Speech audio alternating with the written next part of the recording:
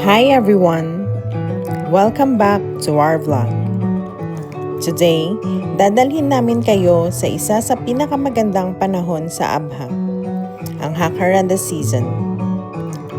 Look at these beautiful purple blooms. Parang every corner of the city is covered with a blanket of lavender flowers. Sayang lang at di namin naabutan ang full bloom nito 2 weeks ago. Even though, ang ganda pa rin talaga, especially with Abha's cool weather and mountain views.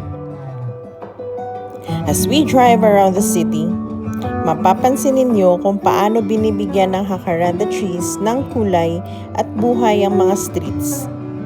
It's peaceful, refreshing, and honestly, parang wala ka sa Saudi Arabia. One of the things we love about Abha is that every season has its own charm. But Jacaranda season hits differently.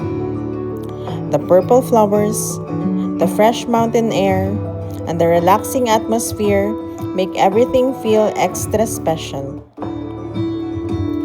Kung naghahanap kayo ng place to unwind, enjoy nature, and take amazing photos, Abha during Jacaranda season should definitely be on your travel list. Sometimes, the best moments are the simple ones. Driving through beautiful roads, appreciating nature, and just being present in the moment.